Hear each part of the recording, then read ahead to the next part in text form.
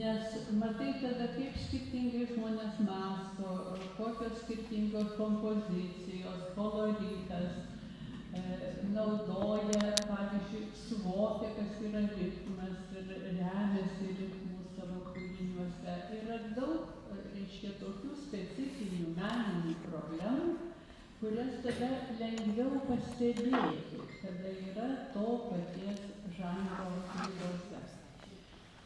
Ir šį sykį peizažas. Peizažas lietuviams labai svarbus žanras. Ir ne tik tai, kad tai yra peizažas mano gimtinės arba mano krašto, Lietuvos arba lietuviškas, bet peizažai gali būti ir iš kelionių, ir iš tos kelionės, kaip šiais laikais labai dažnai būna į užsienius. Ir tos kelionės žmogų praturtina net ir tuo, kad mato kitokią gamtą, mato kitokį peizažą. Ir neretai būna, kad nuo to prasideda stipresnė meilė savo tėvynės peizažui. Nesgi tikrai labai skiriasi Lietuva, ar nuo kokios Italijos, ar Vokietijos, nors ir atrodo labai panašioj geografinėj platumoj. Bet kitos tradicijos, kitaip žmonės gyvena, kitaip mąsto. Ir tai yra labai įdomu. Ir šitoj parodoj buvo nemažai darbų, kurie tikrai buvo lietuviškos gamtos peizažai. Ir kai vaikštai po parodos salę, tada galvoji, kaip malonu, kada gali dėrėtis, kaip žmonės, tai yra jūs, tautodailininkai, skirtingai matot lietuvišką gamtą.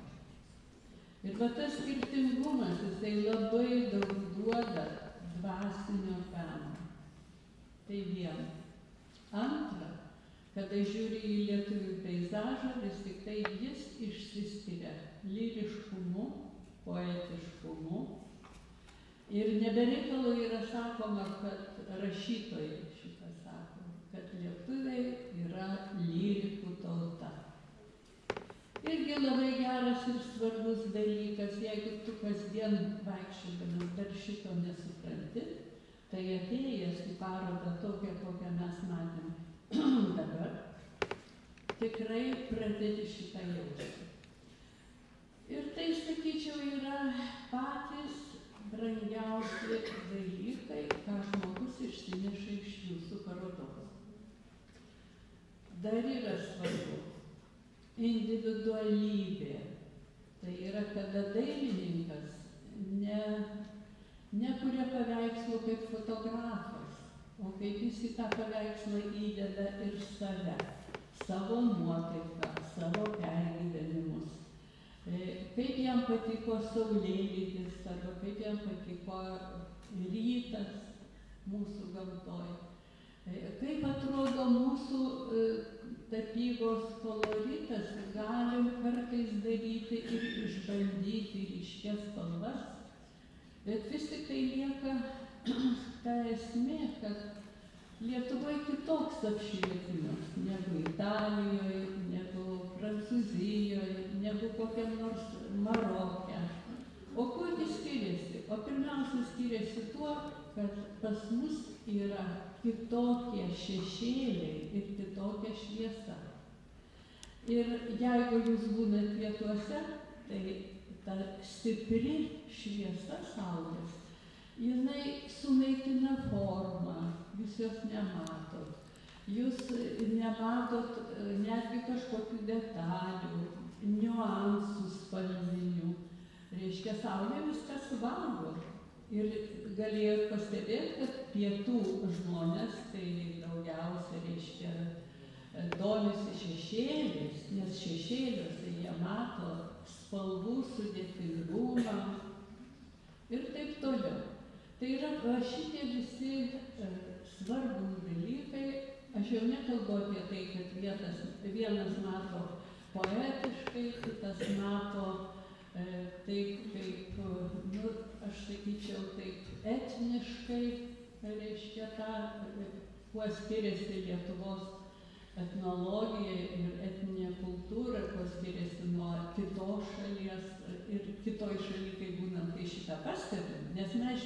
šalies. O kai pas save, jeigu apie tai nesusimąstom, tai tas man praslenka prieš akis ir nepastebim šito. Tai va tokie svarbus dalykai, kurių aš ieškojau šitoj parodoj. Ir noriu pasakyti, kad toli gražu ne visi šitą jautė. Galbūt gyvenime jaučia, bet kada nepagalvoja apie tai, neišreiškia šito, neieškai šito. Kas yra tame peizaže lietuviškai? Ir dar peizažas šiuolaikiniam žmogui.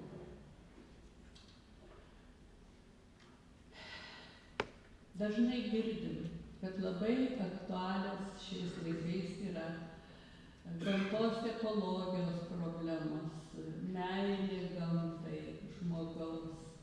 Bet ne visada gyvename pagal šituos dėsnius. Ir todėl atėję į parodą visada nori matyti žmogaus ir gamtos ryšį, kažkokį vidinį panašumą mūsų gyvenimo, mūsų egzistencijos.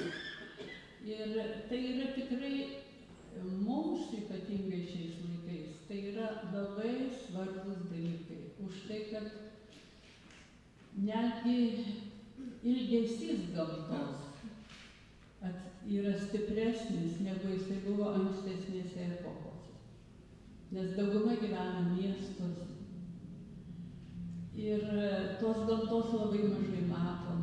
Ir ta žmogaus reakcija į gamtą, kada jis išeina, nuvažiuoja kur nors, yra kitokia negu ankstesniuose amžiuose. Tai va, į tokius dalykus būtų įdomu, kad jūs kitą kartą atkreiptumėt dėmesį, tapydami peizažą. Taip.